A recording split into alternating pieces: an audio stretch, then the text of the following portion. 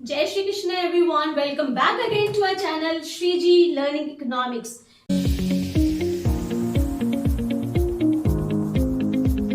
बेटा, yesterday we have done human capital formation जिसमें हमने किया था human capital formation और difference between human capital and physical capital and sources of expenditure to increase the human capital. And I have given you certain mnemonics. आज हम करेंगे बहुत ही important topic. I have told you कि 2 parts में मैंने chapter को divide कर दिया था. 3 topics we have already done और 3 टॉपिक आज हमने करने हैं. तो first topic is the difference between human capital and human development. बहुत से बच्चों को लगता है ह्यूमन कैपिटल और ह्यूमन डेवलपमेंट एक ही चीज है, पर पेपर में जब क्वेश्चन आ जाता है तो हम लिख नहीं पाते human development. Right? Human capital, the meaning we have already done. It is the stock of कैसे? Right? Knowledge, ability, क्या? Information, expertise, education, skills. That is human capital.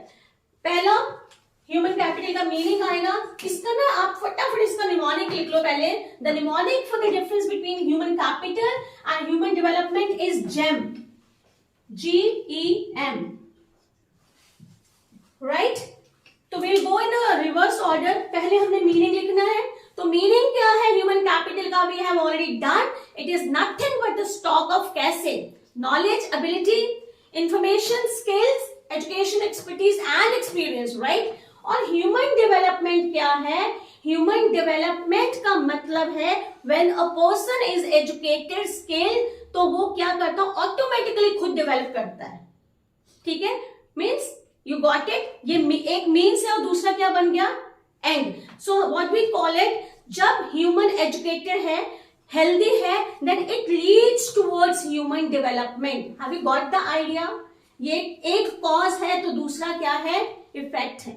Something like that. एक मीन्स है तो दूसरा क्या है? And है. अगर मैं एजुकेटेड नहीं हूं, अगर मैं हेल्दी नहीं हूं, अगर मैं एक्सपीरियंस नहीं हूं, अगर मैं स्किल्ड नहीं हूं, तो क्या मेरी डेवलपमेंट हो रही है? I am a human being, तो मेरी डेवलपमेंट हो रही है? नो. तो this all leads to human development. Is that fine? Meaning आ गया.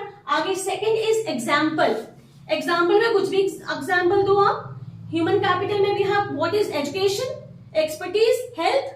ये क्या है? एग्जांपल. और इसमें भी development of human itself is example. Welfare हो रहा लोगों का कि नहीं हो रहा, that comes in that. Meaning, example, and then the most, पहला हमने लिखा meaning, right? You can quote the example also. Example में भी meaning में से points निकाले, कोई अलग नहीं आ जाना इसमें. और एक इसी में आपका meaning से एक और बताऊंगी, means and end, which is very important. Means and ends. I'm sorry, ये basis है बेटा. We can call like this. ये बेसिस बताया मैंने, फिर डिफरेंस के पॉइंट यहां से शुरू होने. Is that clear? I think you will manage. ये बेसिस बता रही हूं मैं. मीनिंग बता दिया. ह्यूमन कैपिटल का लेटर भी है, ये ह्यूमन कैपिटल है और ये ह्यूमन डेवलपमेंट है. पहले meaning, example, then means and end. इसको समझो, बहुत इंपॉर्टेंट है. ह्यूमन कैपिटल मीन्स है एक मीन्स है, जैसे मैं कहूं जरिया है एक, to achieve at human development.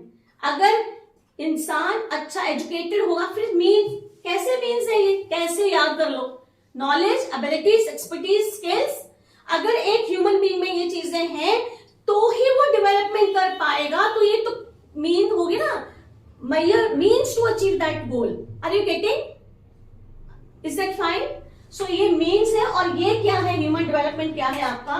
ये आपका मीन्स और ये क्या है आपका? एंड. Is that fine? और एक जी मैंने बोला, जी स्टैंड्स फॉर गोल. ये अच्छे से करो, इतना क्लियर कर तो बुक्स में भी नहीं दिया हुआ. Let me tell you. Goal क्या है? ह्यूमन कैपिटल का गोल क्या है? लिख लीजिए. The goal of human capital is to increase productivity of human capital. The goal of human capital is to increase the productivity. हम एक पर्सन को एजुकेट, स्किल्ड, एक्सपीरियंस क्यों बनाते हैं? हम चाहते हैं कि उसकी प्रोडक्टिविटी बढ़े, वो इकोनॉमी में ज्यादा कंट्रीब्यूट करे, ज्यादा कंट्रीब्यूट करेगा तो जीडीपी बढ़ेगी, जीडीपी बढ़ेगी तो इकोनॉमी बेटा क्या करेगी? डेवलप करेगी। Is that clear? So in this way also human capital is a means also. Is that fine? So goal क्या है यहां पर? ह्यूमन कैपिटल का गोल है क्या अचीव करना है? प्रोडक्टिविटी को बढ़ाना है और इकोनॉमिक डेवलपमेंट। और इसका गोल क्या है? इसका गोल है welfare, human welfare is the गोल।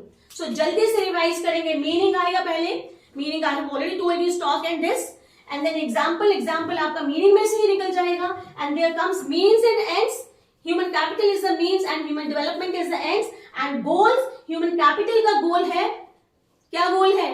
किसको इंक्रीज करना? प्रोडक्टिविटी को इंक्रीज करना। और ह्यूमन कैपिटल, ह्यूमन डेवलपमेंट का गोल क्या है? Human welfare. Is that fine?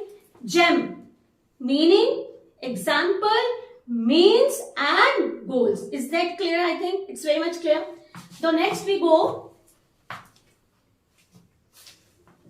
Next topic है आपका, write it down, जब तक मैं रब कर रही हूं आप लिखिए, एजुकेशन सेक्टर।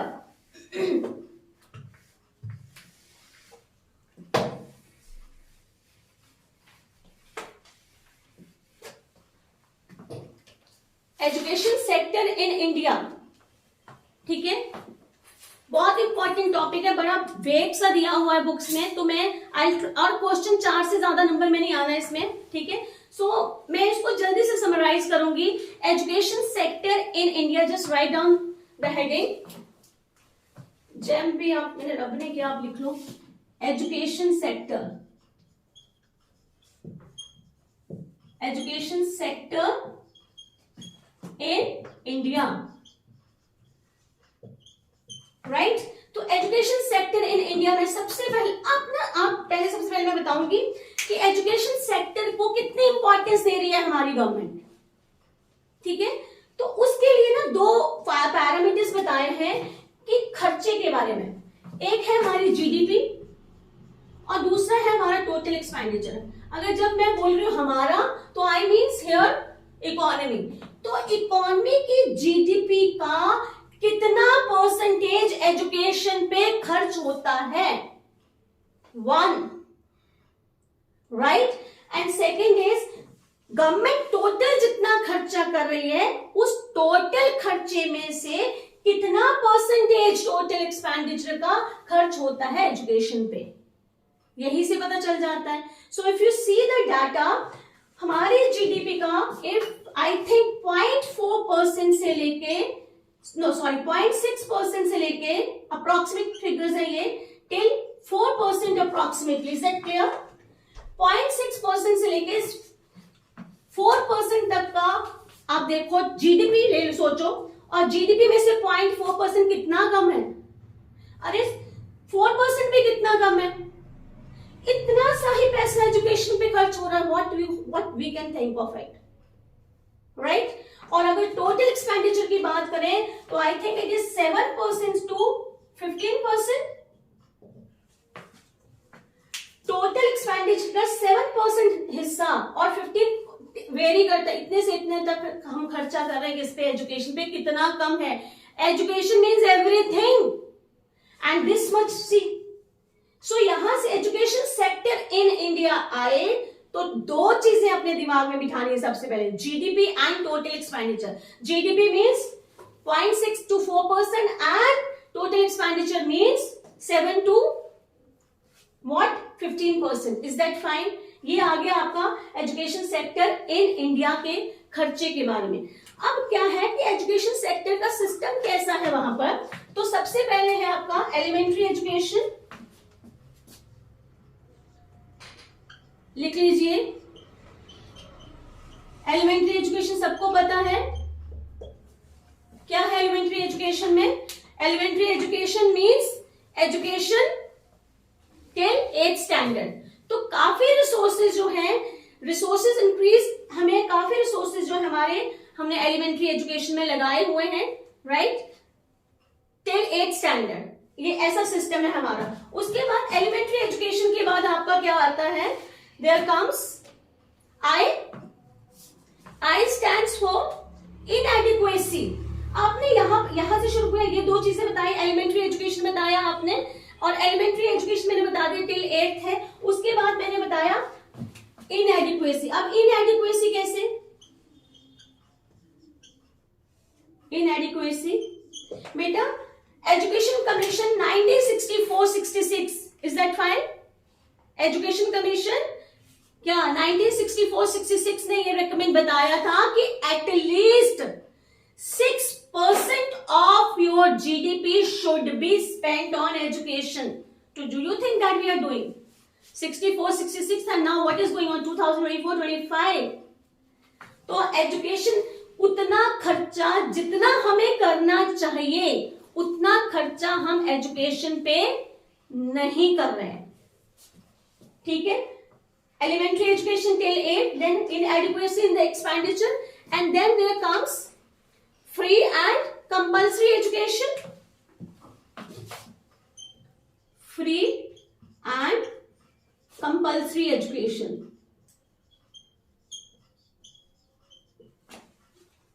इसमें क्या है कि according to law it is a fundamental law है ये, ठीक है? फंडामेंटल लॉ आई थिंक 2009 में ये पास हो गया था ये लॉ कि 6 to 14 ईयर तक के हर बच्चे को एजुकेशन सेस होना चाहिए, कंपल्सरी भी है और फ्री होनी चाहिए। Is that clear? So free and compulsory education में मैंने क्या बोला? फ्री एंड कंपल्सरी एजुकेशन कहां से कहां तक? 6 and 14 ईयर्स।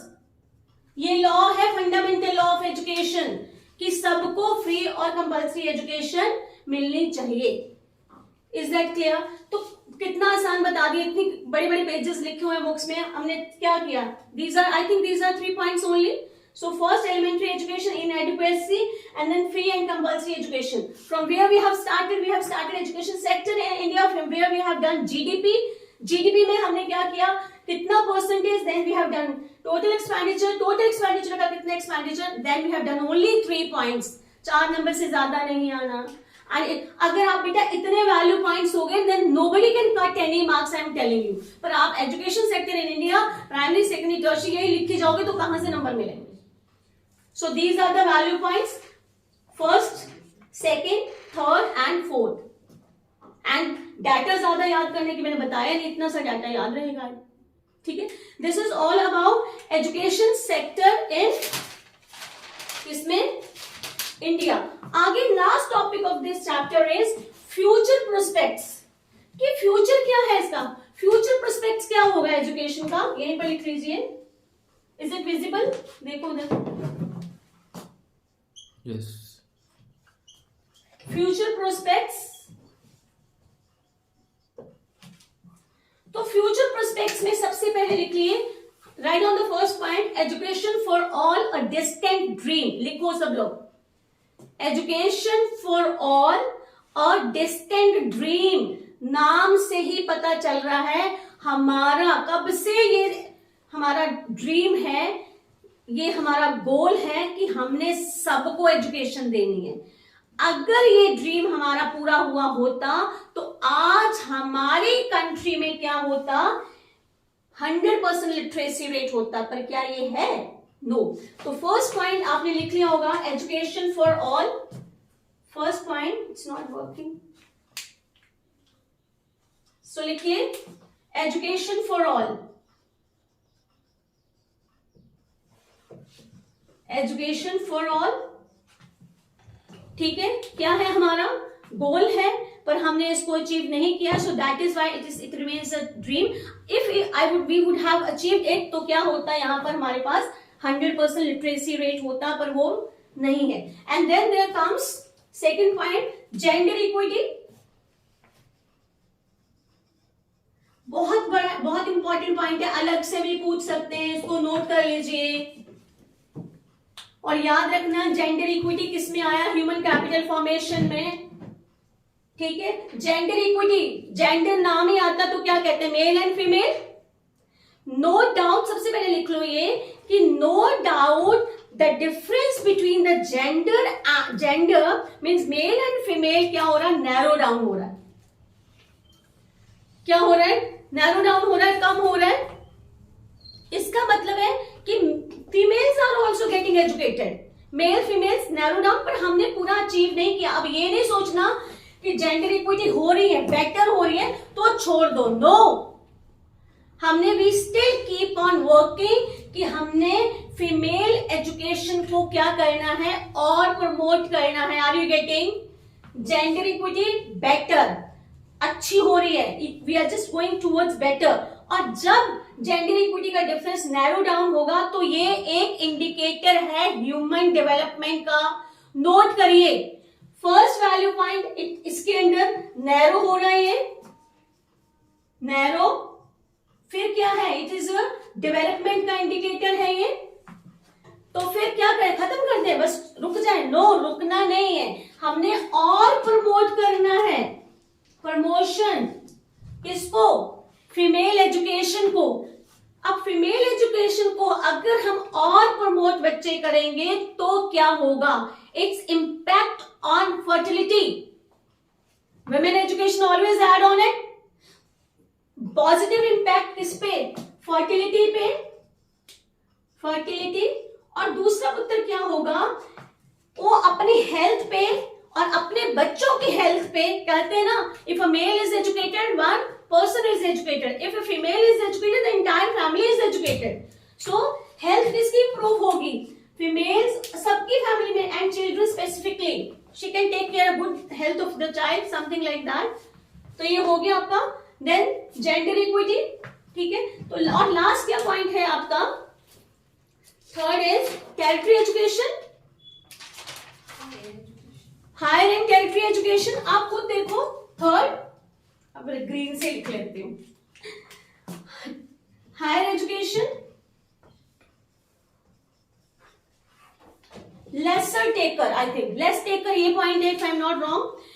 हायर हमारा ना, इसमें सबसे बड़ा पॉइंट आना पिरामिड. लिख लीजिए ये. आपको ना ऐसे पॉइंट निकाल के किताबों में से किसी ने नहीं देने, just note it down. Even I spend a lot on it. ठीक है. तो हायर एजुकेशन में क्या पिरामिड कैसा है हमारा? ये देखो, ये है, मेरी एल्बो पे ध्यान दो, ये ऐसे, इट्स ये ऐसे जा रहा है. मतलब पहले ज्यादा लोग एजुकेटेड और फिर क्या हो रहा है, कम कम कम कम कम हो जा रहे हैं. Is that okay?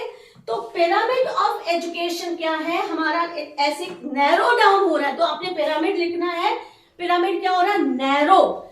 यहां ज्यादा लोग एजुकेटेड हैं, फिर क्या है? ट्राइंगल सोचो, बेस बड़ा होता है, फिर कम कम कम होता जाता है. तो पिरामिड ऑफ एजुकेशन क्या है हमारा? नैरो डाउन, कम हो रहा है, नैरो. अब अगर ये नैरो हो रहा है तो हमने क्या करना है उसको ठीक करने के लिए? हमें ज्यादा लोन्स देने चाहिए उनको. We should give more loans to the students those who want higher studies. ठीक है. और फिर उसमें बोला है कि टैक्स, अगर ये भी प्लान था कि 2% cess on all unit taxes and whatever amount is gathered should be spend on education. Is that fine? So higher education कितने पॉइंट्स किया हमने? फ्यूचर प्रोस्पेक्ट्स में क्या है? First education for all, distant dream, and then there come gender equity, जिसमें मैंने सारे points बता दिए. और बेटा जेंडर इक्विटी में एक पॉइंट और आप ऐड ऑन कर लो, ये आ सकता है बेटी बचाओ बेटी पढ़ाओ. ये मैं भूल गई थी इसमें बताना. Beti Bachao Beti Padhao, this scheme this was launched by in I think in 2015. इसमें क्या 3 चीजें याद रखनी है? पहले जेंडर डिटेक्शन, सेक्स डिटेक्शन नहीं होनी चाहिए. 1, नो डिटेक्शन. नंबर 2, अगर अब हमने डिटेक्ट नहीं हुआ तो सर्वाइव कराना है हमने. सर्वाइवल ऑफ गर्ल चाइल्ड, ये यहां लिख लो, मैं यही बता देती हूं. बेटी बचाओ, आप पूरा लिखना, बेटी पढ़ाओ. 3 चीजें. पहले डिटेक्शन, जेंडर डिटेक्शन नहीं होनी चाहिए, लिख लो, पूरा लिखिएगा. Gender detection no, and then survival, बचाना है हमने उसको, और बचा के रखना नहीं, उसको पढ़ाना है. याद रहेगा, Beti Bachao Beti Padhao, no gender detection, then survival of the girl child must be there, then the girls should be educated. कितना आसान है, पूरे के पूरे को 3 टॉपिक मैंने बता दिया, 15-20 मिनट में करा दिए। और ये बहुत दैट पोर्शन इज ट्रिकी सा है, पर मैंने कितना इजी से बता दिया। आपने क्या करना है, जेम किसका, difference between human capital and human development, it's done. And then we have done क्या किया हमने, education sector in India. Education sector में मैंने जीडीपी और टोटल एक्सपेंडिचर का बताया, उसकी परसेंटेज बताई। उसके बाद 3 ही पॉइंट है, number 1 elementary education and inadequacy, and then there comes free and compulsory education, 3 value points. And then we comes for future prospects of education. क्या है एजुकेशन का फ्यूचर प्रोस्पेक्ट्स, हमने देखा कि no doubt education for all is the dream. पहले हमने देखा कि नो डाउट यूथ की एजुकेशन बड़ी है, हम ये नहीं करेंगे एजुकेशन सेक्टर में कोई ग्रोथ ही नहीं हुई है, नो डाउट ग्रोथ हुई है, हमारा एजुकेशन सेक्टर बढ़ा। यहाँ पर भी हायर एजुकेशन में भी हम बताएं तो इसमें भी क्या था, परसेंटेजेस दिए हुए हैं आपको अलग अलग से कि, पर इसमें एक चीज और बताई है, एनसीईआरटी अगर आप पढ़ोगे तो उसमें क्या था कि 3 to आई थिंक क्या परसेंट है, अप्रोक्सीमेटली 3% और 6% लोग क्या है educated unemployed in rural and urban area. एक चीज ये बताइए। फिर इसमें एक चीज और बहुत इंपॉर्टेंट बताइए हायर एजुकेशन में, अभी इट रिमाइंड्स मी कि 16% जो है यूथ जो एजुकेटेड है पर अनएम्प्लॉयड है। नोट कर लीजिए, मैं भूल गई थी बताना, ये यूथ जो एजुकेटेड है जिसने ग्रेजुएशन की डिग्री ली है और हायर एजुकेशन भी ली है, पर वो दो को 60% में से अगर मैं हूं तो मेरे पे क्या बीतेगी, एजुकेशन भी है हायर एजुकेशन भी है पर मैं एम्प्लॉयड नहीं हूं, अनएम्प्लॉयड हूं। और उसके बाद उन्होंने बताया कि 30% women educated and higher education ली हुई है उन्होंने, पर वो भी अनएम्प्लॉयड है, तो डिसहार्टेंड है। तो क्या करना चाहिए है हायर एजुकेशन में के लिए, लोन तो देना चाहिए, साथ ही साथ जो एजुकेशन होनी चाहिए एम्प्लॉयबल स्किल, एजुकेशन में ऐसी एजुकेशन दो कि ऐसी स्किल्स इनकलकेट की जाए जिससे लोगों को एम्प्लॉयमेंट मिल जाए। ये नोट कर लेना, स्किल एम्प्लॉयबिलिटी, और education should be skill oriented जिससे लोगों को क्या मिले, काम। जो मैंने यहाँ पॉइंट्स बताए हैं इसको नोट कर लीजिएगा। So this is all about education sector in India. Writing थोड़ी ठीक है, you can take the screenshot, is it fine? So please learn करिए and take a good marks in the exam. Jai Shri Krishna, God bless you, and don't forget to subscribe our channel Shriji Learning Economics. Jai Shri Krishna.